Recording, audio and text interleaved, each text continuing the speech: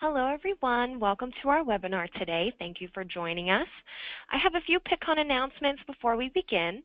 Exhibitors, make sure that you're checking your exhibitor dashboard checklist and important dates regularly to ensure that you're not missing any deadlines. And if you haven't yet submitted your booth space agreement, please do so soon. There are still some good spots available on the floor, so you want to take advantage of those. So with that, let's get started with today's webinar, Integrating Content Strategy with Trade Show Presence, presented by Jen Clancy and Jeremiah Worth of the CHEMPETITIVE group. If you have any questions, feel free to type them into the chat or the questions box throughout the presentation, and we should have time at the end to field some questions as well. So I'm just going to let Jen and Jeremiah take over now. Thanks a lot, Kim. Welcome everyone. Thanks for taking the time today to join us for this webinar. Again, as Kim said, my name is Jeremiah Worth, and this is Jen Clancy. We're with the CHEMPETITIVE group. Just to give you guys all a brief background about why we're talking to you about content marketing and its role in trade shows. You know, the CHEMPETITIVE group here is a life science marketing organization. We are dedicated within the life sciences and healthcare sectors, and one of the things that we do quite a bit of is both content marketing and being able to help staff trade shows and events. So this is something that is very familiar to us, and we've also seen a lot of success in a lot of these areas as well. So this is just our little salesy overview slide. I hope everyone's had a chance to absorb everything in there, but we don't want to concentrate on that. So taking a look as to why we are here today. So we're looking at how we can use content marketing to help be able to kind of pop or blow up what we're going to call the trade show bubble. So when you start thinking about events such as Pittcon, you'll see this here. This is what everyone's thinking about. Everyone is concentrated on the event itself. How can we drive people to our booth? How can we make sure our presentations reach the broadest audience? How can we make the connections that we need? And how can we make sure that we have a return on our investment once the event itself is done? How can we measure that? How can we look at doing that? So when we talk about the bubble and the work that goes into this, traditionally, this is a really beautifully done graphic, guys. But traditionally what we do is you look at everything kind of revolving around that main event itself. So in this case, we're going to use Pittcon as our example. So there will be a lot of work put in before the show. That will take place over probably a series of months. That's going to be both technical and scientific in nature, trying to make sure that you have posters ready to go, that you have everything ready for the exhibit, building the booth, building the materials that you want to be able to hand out at the trade show, reaching out to be able to make connections prior to the show itself, so you can make sure you're driving traffic, you're making those, you know, the meeting times, the appointments, making sure you're registered for events, etc. So you're spending a few months putting together a lot of content and ideas to be able to help make this a successful event. Then the event happens. This is where, you know, all of the activity occurs, all of the connections are hopefully being made, getting a lot out of that. But then as soon as the event happens, there's a very short window of time where some of that content may be being reused and repurposed to be able to follow up with somebody. But in a lot of cases, once you've kind of gone through that post-show window, a lot of the content kind of stops. So you're sometimes building materials and content and marketing efforts that are basically going to be used in this trade show vacuum.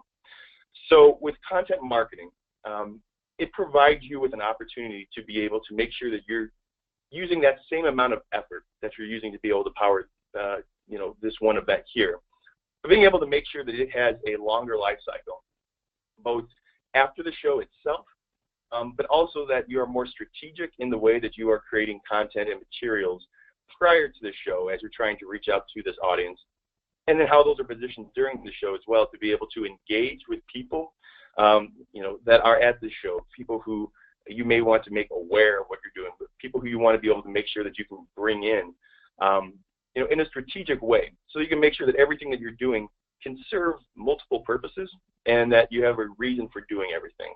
So it's really kind of taking what that overarching idea of content marketing is and making sure you can place it into a trade show so that you know, you have materials coming out that you can reuse in other areas but that also is going to drive higher trade show success and be able to really have an impact on the investment you're making at that trade show. So I think we want to start off talking about really what is the basis of content marketing. I'm sure that a lot of you who are on this call already have a good handle and feel on it, but just want to give a refresher of how we're talking about content marketing, really what it does, and then I think as we go through here, you're going to start to see how it can apply it to trade shows specifically.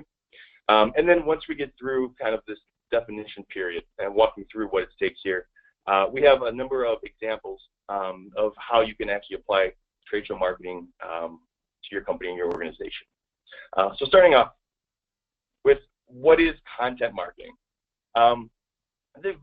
The very literal definition is that it's an approach based on creating content and materials that are going to be extremely relevant to the audience you're trying to reach. So what that means is instead of this being very me-focused, very us-focused content, what you're wanting to do is be able to give materials and content pieces that people can use to kind of put themselves in their shoes and to understand, to solve a pain point that they have.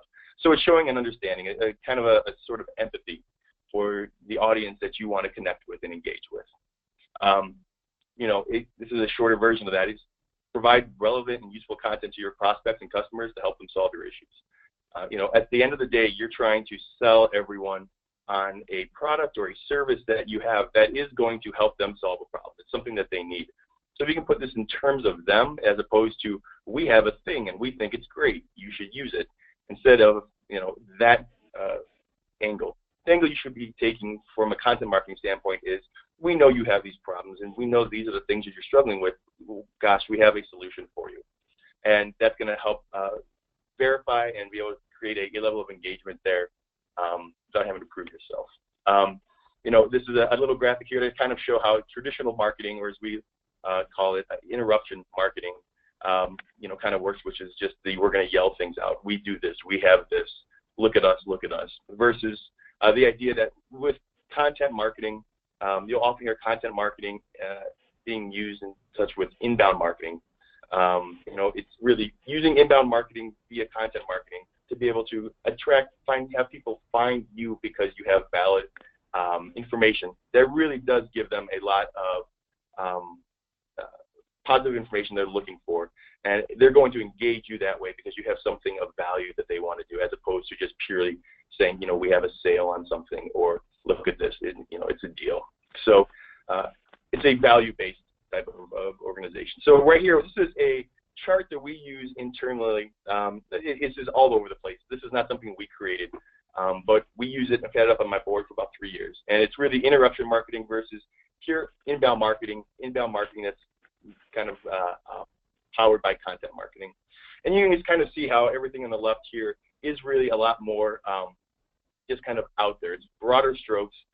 It's just trying to get noticed, versus inbound marketing or content marketing, which is really, again, providing content that has value that your audience is looking for and can help them identify with you and your organization. If you look here on the left, you'll see that there's trade show booths are on the left there. Again, this is about a 3 or 4 year old diagram.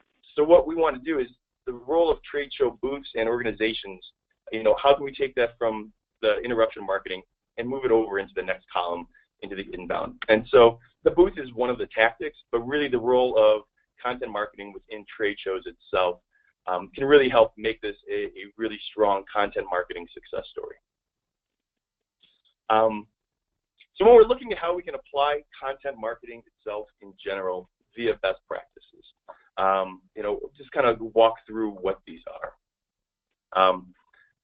Overall, the purpose of content marketing is to be able to reach an audience that is going to be coming to you because of the quality of content that you provided.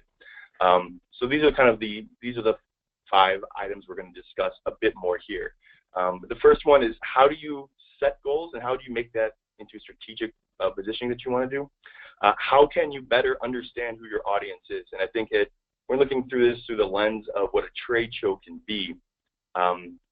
There's very specific areas here where this is an incredibly important point. How can you make sure that you have all of your channels lined up? How do you know where and when you're going to be using different voices and different pieces of content for different reasons. How do you execute that content plan? And then how you have, going back to what your goals are, how specifically can you plan for this, and how can you measure your level of success based on the goals that you set earlier on? So the first step here is, how do you turn your goals into strategy? This is one that seems like it's probably the most obvious, but it is universally the one that is skipped over the most often, which is, what do you want your goals for the show to be? And I say this, it seems, again, like something that's extremely obvious, but quite often people are saying, I need to go to a show. I need to get in front of these people, and I'm going to do it by doing just X, Y, Z. Those are obvious reasons for going to a trade show, but really the goals themselves should be much more specific for your organization. I want to be able to come away with X number of leads. I want to have, this many people have given us email addresses for follow-up. I want to be able to attend X amount of events because our vendors are going to be there, or there's someone that we want to be able to do that, connections that you want to make. You want to understand what those exact metrics are, because those are going to be the things that help to curate and influence what your overall content marketing strategy is going to be. If you understand truly what you want to achieve out of the shows, you start thinking about what are the methods and channels that you're going to use to support those goals. It's, again, right now a lot of people will fall back on just doing what they know, doing what the show asks, and just doing what they've seen elsewhere, as opposed to truly thinking about how they can create a unique kind of content plan and message that's going to be able to support those overall goals. And then the third one is, again, something that seems extremely obvious but isn't always easy to do. It's sticking to the strategy. So making sure that all the decisions that you make around your content plan and your trade show marketing efforts are based around supporting those initial goals that you set up. It's very easy to be able to just do things for the sake of doing things. It's very easy to be able to just assume that something is going to be supporting the goals. But you have to be honest with yourselves and be able to say, great, these are the goals and the metrics that we have and our organization have established. Is every decision we're making forward, from this point on, going to support one of those goals? And what that does is it allows you to be able to focus on the things that are really important to be able to drive success at these events, while at the same time being able to allow you to be able to kind of give yourself a little bit of breathing room and time, so that you're just not doing literally everything that happens at the trade shows. We all know how valuable time becomes at trade shows and how quickly it can get away from you. There's stuff to do everywhere. This will allow you to be able to honestly audit how you're using your time, and being able to make sure that the assumptions and everything that you're making is something that, again, can be measured against what those initial goals themselves are. So at this point now, everyone has all of their goals and the strategy and how they will, want to be able to approach, this. So what's the next step? The next step is to be able to look at the audience that you're going to be reaching and creating audience as personas. So from a content marketing standpoint, what you want to do is know everything about the audiences that you're trying to reach and be able to segment those off so that you can make sure when you are developing content, you know which audiences you're trying to speak to, how many different audiences you can be kind of connecting with and touching via certain content pieces. At trade shows specifically, you're going to have a much more refined list and understanding of who it is you're trying to reach, because you're already going to have attendee and exhibitor list. You're going to have a really good understanding of the people who are literally going to be there. From content marketing and marketing in general, quite often you're trying to paint in groups or broader brushstrokes, hoping to get a certain type of person you can connect with. In this case, you're going to know in many cases exactly the type of person or the person itself that you're trying to connect with, the organization you're trying to connect with. And what that allows you to do is to be able to start curating stories and messaging around what it is they're looking to get. So if you can create things that you know is going to pique the interest of certain people, certain audiences, that's going to make your next conversations a lot easier, because you have already done a job to pique their interest, to be able to raise awareness of yourself and your organization. So once you understand who those audiences are, like we were saying, differentiate them with personas. These are just 4 general ones. There are the number of types of personas out there are really going to be unique to you and your organization. But for example, we basically said, all right, let's assume that there are two types of people we're trying to reach at the trade shows, two groups. The technical group, and then you have the economic group. So a lot of times you know that the researchers, the scientists, they're going to have an ability to be able to make recommendations and understanding, but at the end of the day, a lot of times it's the people who are in charge of the finances within the organization who are going to be able to make certain decisions as much as the technical groups are. So we take a look at those two groups, and then we try to kind of narrow down who those people are. So the technical group, we have the buyer and the influencer. So we know that the technical buyer is someone who's going to be able to have a much stronger voice in the decision-making process internally. A lot of times they're kind of a little bit of a higher level up, you know, and some things like that. Then you have the technical influencers, who are the people who are a lot of times going to be using a lot of these tools on a day-to-day basis, and they can make a lot of these recommendations. But at the end of the day, they may not have as much influence and sway over the final buying decision. Same thing applies to the economic you know, area there. The economic influencer, again, is someone who can understand how this can work into their labs and some of the day-to-day positives can come out of that. But the economic buyer is someone who's going to be, you know, at a different level, who's going to be making that final decision. So these are four really general personas, but you can see how certain types of content itself can actually be directed to each one of these groups. You can talk more specifics. You know, the economic side of things is going to be more interested in some of the financial savings, some of the ways it's going to be able to save time, some of those bottom line numbers, where the technical person is going to be more interested in some of the new possible advantages is going to be able to allow them to do specific types of research or expand what they're able to do on a day-to-day basis. So it's just trying to understand kind of what those sweet spots are for them, what their interests are, and the things that are going to move the needle in terms of their interest and engagement with you. So once you understand who your audience is and what they're trying to say and what they want to hear, you want to align your channels. So basically, aligning the channels means where are they looking to get information? Why are they looking to get it at certain points? You know, the crux of this is just you're now starting to understand what the audience wants and how they're looking to get that information. So it's great if you have an incredible story and a narrative to build a messaging platform around, and if you start doing television ads and none of these people watch anything on a television anymore. You know, you're talking out into the, you know, it's white noise, talking into a vacuum. So what you want to do is you want to understand where these individuals are looking for their information, whether it's you know, websites, whether it is advertisements in trade shows and journals, application notes. Some people might go to a webinar, for example. You know, there's a lot of different ways to get your information out there, but you want to make sure that what you're presenting and the work you're putting into telling that story is going to be in a place where they're going to be able to find it and see it.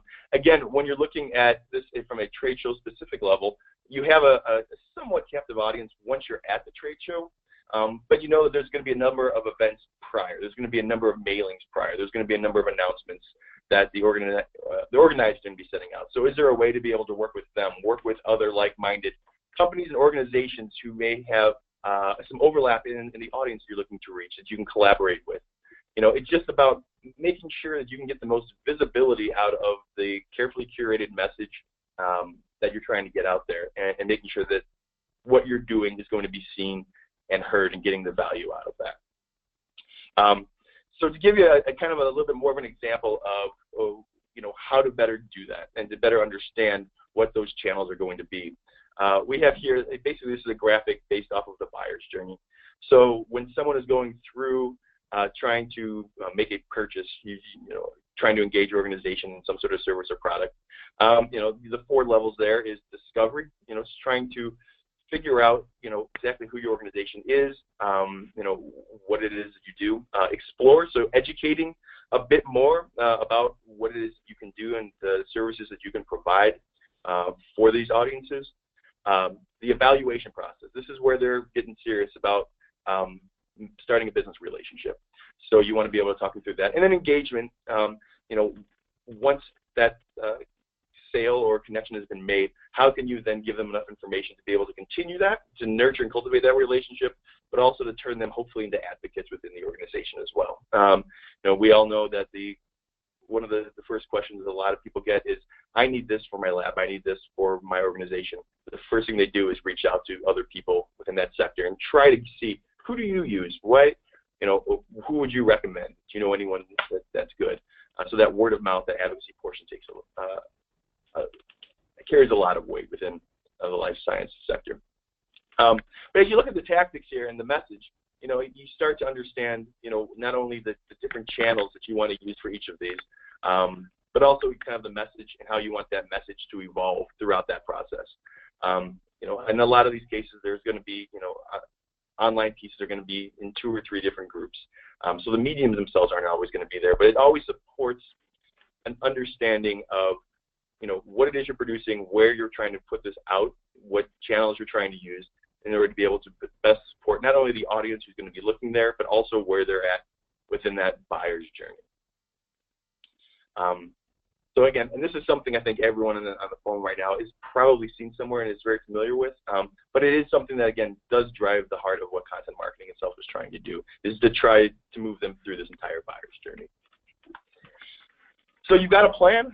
You've got, where you want to be able to actually start to reach your audience. You know what your goals are. You know the strategy is that you want to use. Now you need to do it, right? You need to start producing pieces of content. You need to start producing materials that are going to carry that message through. So everyone at this point now goes, great, we're going to start making things. There's actually an important step there before you do that, which is taking a look at what materials that you actually already have on hand. A lot of people, again, because they've been producing a lot of types of content within, specific purpose, or again, like we looked earlier, the trade show bubble, that vacuum. It's trying to understand, is any of those things, are they reusable? Are these pieces of content that we already have in hand that are going to help us, go ahead and do some of the things that we want to do for the trade shows? Do we have one-pagers or brochures that we can go ahead and use as the basis for this? It's also going to help you identify areas where you may need assistance within the content itself. So we have what we call a content audit, and the chart here is for an organization that basically looked at the 4 different channels and mediums, the online, external online, direct marketing, and print. And then over on the left side on the y-axis, we have our different audiences. So A, B, C, D, and services, and then where they're at within each of those buyer's journeys. And what we did is we just did an internal look at all of the content that they have on hand within their organization, and we're able to go ahead and say, you know what, these green areas are areas where you already have materials that you can be using. The yellow areas are, you have the basis for something, you don't need to start from scratch, and the red is just a need, a place where you either have content that is just not quite cutting it or may need to start from scratch. And then the blue are areas where we just determined, you know what, there's just not an audience there for you to do this. And what that allows us to do is start to really kind of hone in on and understand exactly who the, where these content is going to be, but also make sure that we're not doing any sort of work on an audience that isn't there. So once you get done with this point, you can then start to understand really how much work you're going to need to do from scratch versus how much repurposing of materials you may already have on hand. So a lot of times people will go through this process and they'll find out they're further along than they thought. They, quite often are thinking they're starting from ground zero, and that's not the case. They're really starting with 50, 60, 70% of materials that are going to be able to either be used or be able to be the basis for a material that they can use moving forward. And once they see that, a lot of times it gets them really invigorated and recharged and ready to go and see the rest of the plan out. Once you know what you have on hand, you're also going to know what areas that you're going to need to work with and work from in order to be able to create content that will fill some of those gaps within that content audit. So you look at what you need to create. Again, strategy and approach. This is all going to be referring back to that overall goal and strategy you had, the audience, and where they're at in their buyer's journey. You're going to start seeing a lot of these points start to repeat themselves because they are supposed to. It is supposed to be strategy. It is supposed to be implementation and things like that. But once you understand what it is you need to create, you want to create an implementation plan. And this is really going to be internally understanding how much time and you have to be able to use versus how much time you have to be able to use some of these things versus how much money you have to be producing some of it. For so many people, in organizations, people wear multiple hats. So you want to be honest with yourself so you can understand how much content you really can truly develop. If there are external resources, you may need to help do this as well. But it just gives you basically a roadmap for making sure that you have everything that you need by the time you get ready to start both promoting and attending the show itself.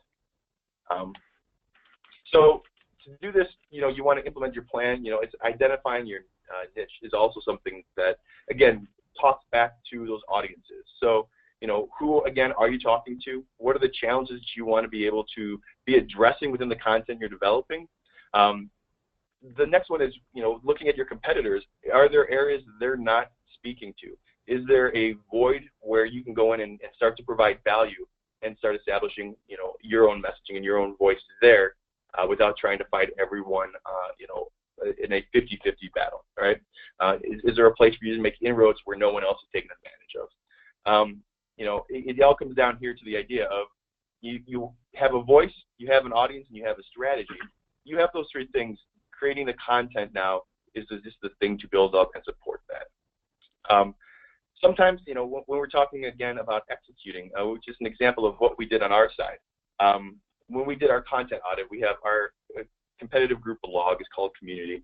And we found that we had audiences we were trying to reach. And we had content that we thought that we had that was reaching those audiences, built for those audiences, but they weren't finding it. So we went in, did an examination of something there, and you can see it's kind of the same content on the left side to the right side. But what we did is we changed up the way that we were titling these blog posts. We were making sure that there was inherent value, the marketing notes, plus free guide, being able to show that there is something here that could be a takeaway. How to market to graduate students is a lot more, it's a how-to. It's providing, again, what is that value added that we're giving? Because we knew that we had an audience who was looking for something like that.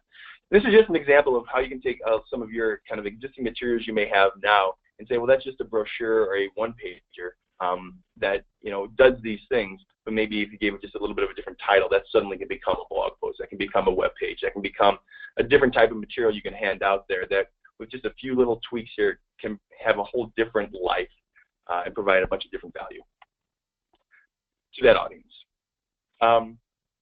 So at this point, you've got your materials, you've got your strategy, you've got your goals, you've got your dates. You're very excited to do this, to get to the trade show. And now, how do you know if it's going to work?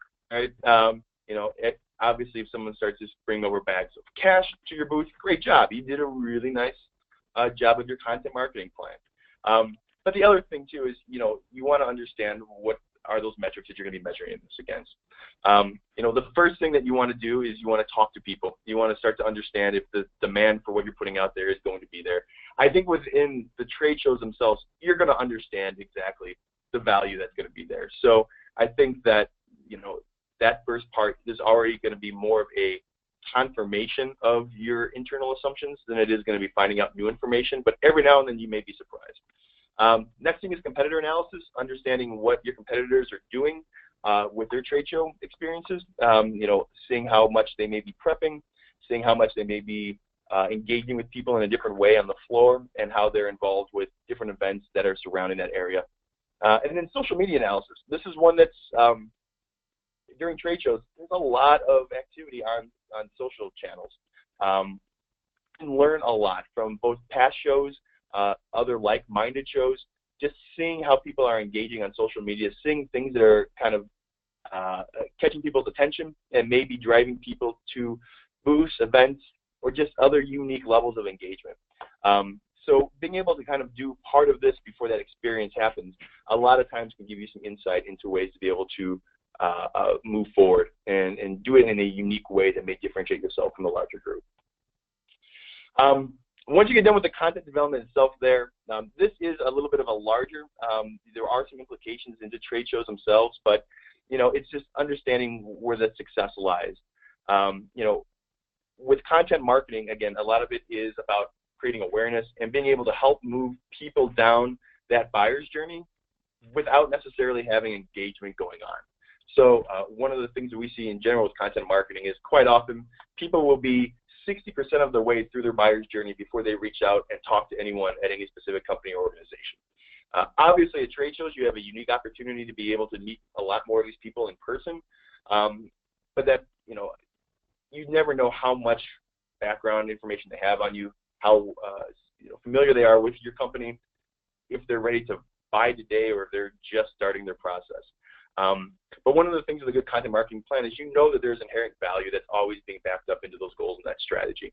And when we said back in one of the slides about 2 hours ago when I started talking, one of those slides there was to always stick to your strategy. This is why. Because with content marketing, a lot of times it's going to be the 6th, 7th, 8th piece that they're going to see or engage with in some way. Ad in a journal, an article that's written, an app note, a white paper, a trade show booth connection, something like that. It's going to be 6, 7, 8 times before they may reach out to anyone within the organization. So just because you're not seeing a direct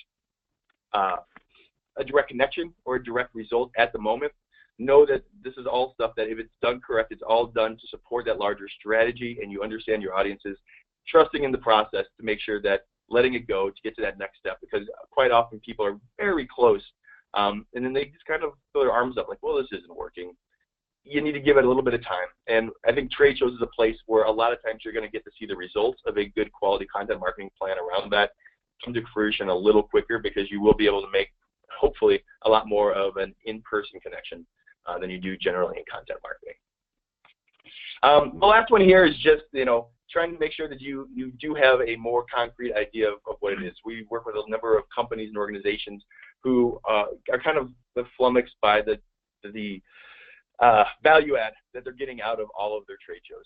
And, so one of the things we try to do with content marketing plans is to kind of start building in what that ROI is, trying to understand what level of leads, opt-ins, just general contact information versus quality leads versus just, a lot of times connections with other companies who may be able to provide them value or create a partnership or some sort of understanding of being able to kind of move business between each other where there's a natural flow. It's just kind of setting up what you want those metrics to be. And, this year, 3 we have here is, who engages prior to the show. That's a huge one. With a great content marketing plan, you can have an understanding of who's going to be around, who's interested, so that even if you don't get a chance to see them at the booth, you can still know that they were there, there was awareness, and there's a way to be able to kind of track that number.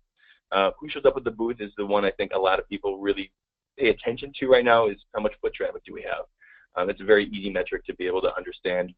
But who responds post-show is probably a very, very valuable metric too. And using a content marketing plan to help develop that post-show marketing campaign, so that you can use a lot of those materials and things that you were saying out there, a lot of your experiences out there, to be able to follow up with people, allows for a lot of conversations that people have at these trade shows where you walk away feeling really excited, and we've got a really great opportunity here to be able to partner with these people, to be able to make a sale or an engagement, and then the line goes cold. It's a great way to make sure that you can nurture that engagement way past that show itself, and be able to move into more sales based on that. So that's content marketing. That's the overall gist of what we're trying to do. We now want to kind of look into more specifics on how that idea and that plan itself can be implemented for success within the trade shows themselves. And for that, I'm going to hand it over to Jen Clancy. Hello, everyone. Thanks, Jeremiah. That was great. So like Jeremiah said, he just gave us a nice kind of high-level, broad content marketing 101 overview. We're going to talk now a little more specifically about tactics that you can actually employ at Pittcon this year and beyond to maximize kind of your investment that you're putting into these shows. So we already all know, right? The experience of going to a show begins way before the exhibit floor opens and extends long after it closes. So while we want to help drive traffic to your booth and presentations and show your company's engagement with the show community, that's all part of being driven by content marketing. We also want to be able to, give experiences to attendees to drive them down that buyer's journey, to move them towards becoming advocates for your brand and offering. So we look at some content tactics that do that. And then lastly, we're going to talk a little bit about how you can repurpose some of the technical content you developed for a show to help fuel engagement after the show. And this is one of the pieces that I think probably has, broadest impact and value for your marketing programs moving forward, and is something that I think people aren't taking enough advantage of. So we'll talk about some specific things you can do there too. So first and foremost, most of you are probably already doing this. Show specific email campaigns and landing pages. Strategic landing pages, they are action-specific pages that aren't connected to your website that are designed to prompt immediate registration. And these can be one of the most powerful tools you have for driving new attendance to your booth. It's a tactic that can be really effective as part of a paid Facebook or LinkedIn campaign. It's super trackable. It allows you to see full ROI around your efforts. And creating a landing page and an email campaign that's specific to a conference is where you're going to whet people's appetites, right? It's where you give potential attendees a taste of what they can expect to learn about from your company during the show. And gating a piece of valuable content up on those landing pages is a fantastic way to start building out a database with new contact to market post-show. So again, there's nothing too new on that one. I think a lot of you are doing it. For those of you who haven't yet kind of taken the dive into creating show-specific landing pages, it's a real kind of cornerstone around this concept of content marketing, and you should take a look at doing it this year for Pittcon. So another specific content tactic, videos. We've all seen the stats, right? Video content is in high demand by our customers, and it's one of the most engaging tactics we can use. Shows themselves don't always give you time to go deep into product benefits with visitors to your booth, but a quality video can communicate the value proposition of your offering to attendees quickly, can help set you apart from the booth next to you. There are lots of opportunities for video play within trade shows. There's company and speaker interviews, there's industry trend videos, live show coverage, product overview videos. A lot of you use trade shows as a kind of launch point for new product introductions. Bringing out those videos to the show as kind of a first entry point is a great way to kind of maximize the education of your audience. In addition to kind of posting some of these videos on your landing page and using this content in both landing page and booth venues, social channels are a fantastic way to share videos you've created, and video assets do really well as links from a stats perspective on social. So when we talk about social, social gives us an opportunity for real-time storytelling, and there's a really unique opportunity to do that during a show. You have the advantage of being at a destination conference, right? It's one of the few times your audience is going to actually have time to consume social media without the distractions of home and the lab. That makes it an ideal time for them to catch up with your content. So if you go into this before the show, make sure you have a list of relevant hashtags that you're going to be using at the show. So hashtag Pittcon for all of you out there, that should be your first and foremost one. But there's many other relevant technology-based, application-based ones that your audience is following. Before you go to the show, come up with a list of those, understand which ones have applicability to you, and commit to being an active live contributor to all of those communities during the show. It's a good opportunity to kind of, start an engagement for those of you that aren't active on an ongoing basis on social channels. Shows provide a nice little microcosm to have more chatter, right? There's a lot more volume right then. So it's a nice entry point if you're not already playing there. And advertising on these channels is growing by leaps and bounds as well. It's a nice, trackable, pretty efficient purchase to start, driving people again to your content And one more thing on the social channels is right now there's a lot of you can geolocate some of your buys as well. So a lot of the social areas too will allow you to be able to kind of select an area of wherever the show itself is at and be able to kind of spend your money in a much more tactical, targeted way.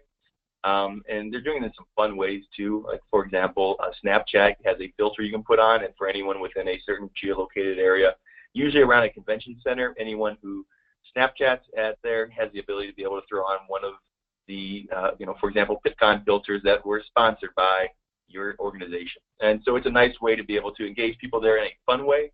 And I know a lot of people were probably saying, well, I don't know how much Snapchat gets used at these. Take a look at the next show. The social channels themselves are being used everywhere and for all kinds of different reasons. And so the marketing and the advertising potential there, it really is expanding almost monthly. So social channels aren't the only opportunity, though, for posting fresh content, right, and for kind of pulling people's attention to this. So in addition to your activity that you're going to do there and on your landing page, make sure you're updating your website or blog during the show as well. It allows you to reinforce what the show theme is, what you're focused on. It lets you reach the broader audience. Despite what we all hope, right? The show, not everyone can attend every show, but that doesn't mean that they're not interested in what's going on there. And updating your site and kind of letting people who weren't able to physically attend still be part of the conversation and understand the content that you're delivering in that forum is a valuable step to take. There are other content tactics that are kind of specific that are also a really nice fit, specifically around trade shows. Things like industry trend reports, podcasts, show guides. They're examples of things to think about when you start thinking about your event schedule. They're early, funny, funnel, kind of altruistic content approaches that are typically highly prized by attendees, right? So if you think about doing a show guide and you're creating a piece of content that's telling people all about Pittcon, how to get there, what the what the shuttle schedule is, the restaurants around. It's content that's not about your organization per se, maybe some of the key, keynote times, but it's content that's valuable to them that they're going to be out there looking for beforehand. It's a nice kind of low-hanging fruit way to start getting some traffic to these landing pages and having people engage with you. In just a minute, Jeremiah is going to come back and share a case study on an internal marketing campaign that we did at Competitive Group using one of these approaches that to this day it's one of our most heavily downloaded pieces of content. So he's going to walk us through that in just a minute. But before we get to that, I want to touch briefly on what I think the single largest content opportunity we have coming out of a trade show. Repurposed scientific content. So with a little advanced planning, the hundreds and hundreds of hours that are spent developing your technical presentations can fuel your content marketing engine moving forward. If you take some time, Vance, to look at the content developed for the show, the technical content, this is your posters, your presentations, all of the applications work that has happened for the 6 months plus going into a big show like Pittcon, you're going to see common themes that will align with your business goals. There are going to be numerous posters developed speaking to a specific end market. You'll see multiple presentations highlighting, some level of benefits on your technology. If you go through all of those technical content pieces and align the focus areas with the marketing plans that you have for the year, you're going to find opportunities to support ongoing campaigns. Once you identify some of that key show content, put a plan in place before you go to the show. So you're going to want to try to take advantage of having the content, the presenters, all in one place at one time. You can schedule videotaping for relevant presentations. Have your application presenters provide a list of the top 3 takeaways for each poster that you've kind of tagged as relevant to a future campaign. You can tag all the leads that are coming in through your booth with campaign-centric codes to ensure that kind of campaign segmentation persona that Jeremiah talked about earlier post-show. So I thought it might be helpful to just give, a few high-level examples of ways to repurpose. So that list of 3 key takeaways that I suggested you have your application scientists give you for each poster that aligns with your marketing strategy, that's going to help guide you in repurposing posters into things like infographics and blog posts. We know posters and our audience, loves them from a deep scientific thing. They make challenging marketing after the fact, though, right? In and of themselves, they're not visually digestible, and they're very dense. But with a little bit of kind of upfront planning towards it, it's pretty easy to pull out of them what you need to be able to kind of create broader marketing campaigns. If you videotaped your presentations that you had selected earlier as, being kind of core and central to what your marketing goals are, you now have a plethora of video content that you can use for webinars. You can use to build out an application-specific video library on your website. They've got all sorts of legs, and as we all know today, there's tons of providers that are offering videotaping services at the shows for reasonable, affordable kind of budget. So it's a nice opportunity to, if you're a company that doesn't have a lot of video assets, start building out a library of them. If you had a booth talk, a lot of times those are focused up at a higher level, and they translate really well into white papers. If you know you're having one, get your speaker's notes and slides and recraft that presentation into an industry white paper. So these are just kind of a few examples of ways you can recycle the scientific content from the show into specific pieces of content that then slot into your ongoing marketing campaigns. So we talked about developing landing pages and email campaigns, creating compelling videos, repurposing technical content into a million different formats. How, at the end of the day, do you kind of bring this all together? That takes us over to a content calendar. Think of this like an editorial calendar that you'd look at when you were evaluating a publication. You want to kind of plan and schedule out a weekly calendar that ideally is going to sync with your overarching annual marketing plan.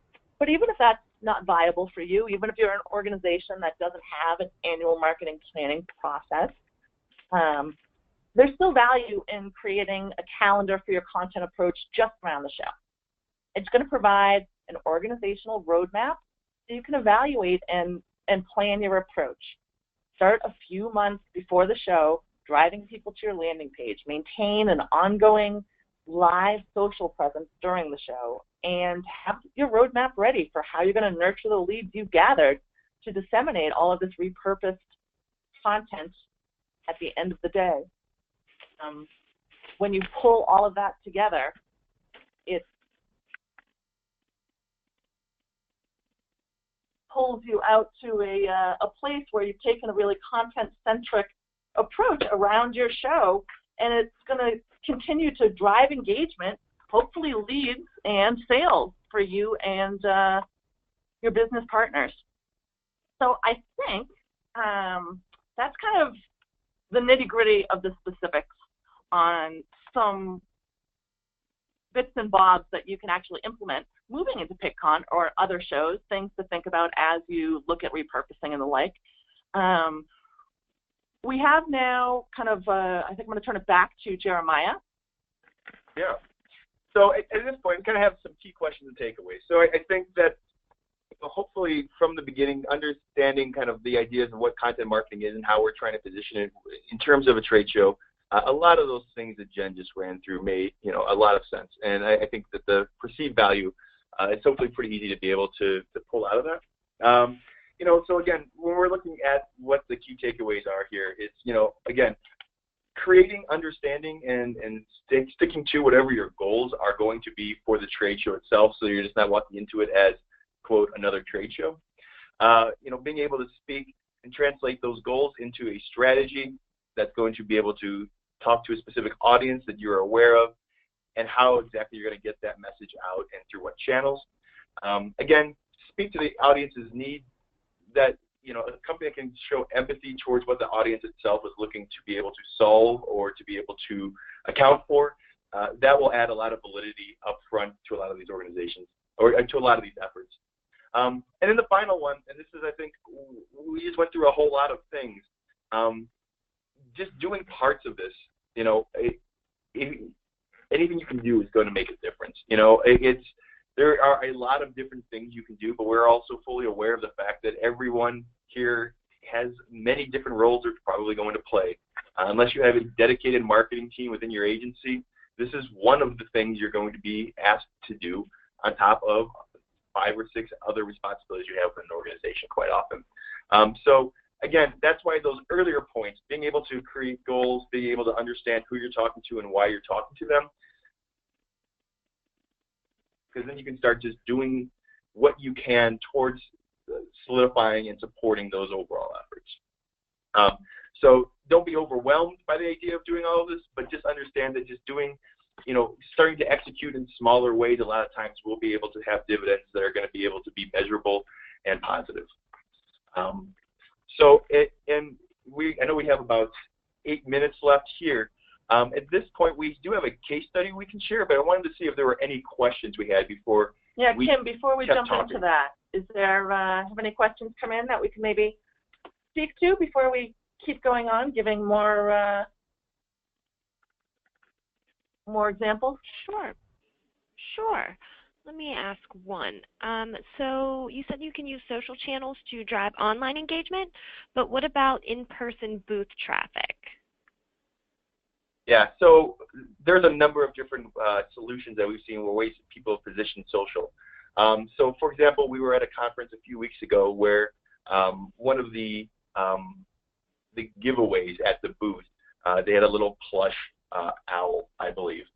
Everyone wanted an owl, and the way for them to do that was to get on Twitter, get on Facebook, or get on Instagram, take a picture with the bigger version of that, hashtag it with their company name and with the conference hashtag, and then you got to walk away with something like that. And we saw a number of people walking up to the booth there because they wanted that, because they saw this within their feed that, oh, I want one of those things. Let me go talk to them about this. And so you can use that as a way to be able to promote what you have going on at your booth.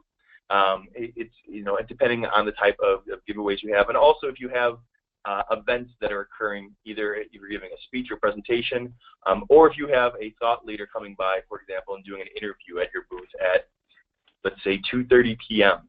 It's a good way to be able to help promote that and to get people there for specific reasons within the day. So there's a lot of different ways to be able to drive booth traffic there, as long as you give them, again, the value proposition as to why they should come by the booth. There's a big difference between saying, hey guys, we're just here, come see us, it'd be great. That's one thing if someone wasn't aware that you were there, but also saying, come by our booth and you will receive X, Y, or Z is a nice way to be able to get more foot traffic your way. Great. Okay, another one. If I don't have any content to gate on a landing page, should I still create a show-specific page, and how else can I get people to provide their information? So being able to create a show-specific landing page it's something that if you can do it, you should do it. The gated information is something that is a nice way to get people to provide contact information for you, but it's not the sole purpose for the landing page itself. The landing page can just do a lot of things to be able to provide awareness around the fact that you're going to be at an event, to provide specific information about the booth number, things like that. But it's also a way for people to get in touch with you if they want to talk to you at the show. So just being able to put together a contact form, even without gated information or content, it provides a really nice channel for them to be able to reach out to you and make sure that they get a meeting on the books, or that they know that you're someone from the organization who they want to meet up with, who's going to be at that trade show, is going to be at the booth at a specific time. So it's a valuable channel, and again, it's really nice to be able to drive just general awareness for your participation and activities within the trade show itself. And if you don't have anything to gate going into it, but you're still trying to build out that database and get people's contact information, they're engaged enough and interested enough in this show, in your company, and your offering, that they've landed on your landing page. Offering to, you know, a low touch form with not too many fields, saying, you know, do you want to be kept up to date? Stay in touch with us. Give us your contact info, and we'll send you the posters from after the show. We'll send you our post-show content. So if you don't have anything up front that can gate, you can still kind of tease them with promise of future content for their email today. Great, thanks. Well, that's all the questions we have. So if you want to go ahead and do your case study, you have a few more minutes left. Okay. We have 5 minutes, and I will do this in 4.5 minutes. So we wanted to just give you an example of a trade show specific instance that we actually had for our own organization. And it's around the JP Morgan conference that happens every year in San Francisco. So what we found was, you know, we had a 2014 post on our blog about JP Morgan, and we had attended the conference, the Life Sciences conference out there, and just wrote it up, and we were getting a tremendous amount of traffic based on this post. It was well written. There were a number of things, but it was a irregularly large amount of traffic coming to this. So we took a deeper dive in, and we basically found that, you know, the conference itself, it's specific. It's exclusive for a reason, out of purpose. So there's no information about it online. And we were getting people who were going to our website asking us for tickets, or how we could get, you know, to the hotel from the convention center. And there's a lot of information around that. And we kind of saw that this was a conference that had a targeted audience that we were really interested in and wanted to engage in, that were coming here, but when they were coming to our site, they weren't really getting engaged in any way that was going to move the needle. So how do we solve for that problem? You know, so we did our internal audit. What are our goals? What are our resources? What do we have? What do they want? And, you know, we knew that we had a digital interest. We knew that we had knowledge of the sector. We had a very clear understanding of the challenges that the audience for both the show and the audiences they were representing the sector were facing. We also knew that we didn't have a whole lot of time. We knew the specific times to do this, and we were trying to be realistic about what we could create based on all of our other time-related agency bandwidth needs. So what we wanted to do was something that represented who we are, that provided a large or high amount of value, and that was something that we could get the word out about ourselves, even though we had no real specific connection to the show itself. So what we did is created another blog post, and then we put together a downloadable piece called Surviving the JP Morgan Healthcare Conference. And what that was basically a guide of just general information about the show itself, but also in a way of some of our favorite places that were going to be nearby, some places that we may be, but also just a general visitor's guide for people who are going to be out there for the conference. If you're looking to do certain things, you should check out this restaurant. This bar is fun to go to. You like bowling? Go bowling here. We had fun here once. And it was just a way to be able to connect with a lot of the visitors there. And then we gated it on a landing page on our site. We then promoted it out via LinkedIn to targeted groups who we knew were going to be attending. Did it via other social media channels as well. And the results here were, we saw that there was a peak in 2014, and that based on that blog post. So you can see that little blue line down at the bottom. The yellow line itself is the number of Google inquiries in general for the JP Morgan conference. You can see how we didn't have any content for 2013, 2012. 2014, we had a bit of a blip. So right before the conference itself, we started to put out more information about it. We knew that those the searches went up right around November, December, January. So we made sure that we positioned ourselves the same way with the conference's release of information. And that post now is roughly, this is a little older, we're over 16,000 views on this post. And it's still something that it allows us to be able to get a lot of information. So you can see some of the results that we had from just understanding who our audience was, what the goals we wanted to get out of it were, making sure we understood and gave value to our audience. And so, you know, the there's a whole lot of numbers here. The one that we love is the one on that top right-hand corner, which is we have 13 new leads that came directly out of engagements that we had through this landing page. So, you know, and the other part of it too is that we didn't spend really any advertising dollars outside of a little PPC ads. So it was a high impact piece of content based around a trade show, based around people looking to do certain things at a trade show that involved a large number of engagements on our end as well. So it's just one example of how you can use trade shows to provide a content marketing plan around and get some direct results out of it. I did that in 4.5 minutes. I'm very proud of that. That was impressive. Thank you, Jeremiah. And thank you, Jen. We hope that you all found this webinar very beneficial. And there's just a brief, maybe 20, 30-second survey, if you wouldn't mind taking that to our attendees before they log off. And then we'll also be posting the recording and the slides on our website shortly. So thank you again for attending. Thanks, everyone. Thanks.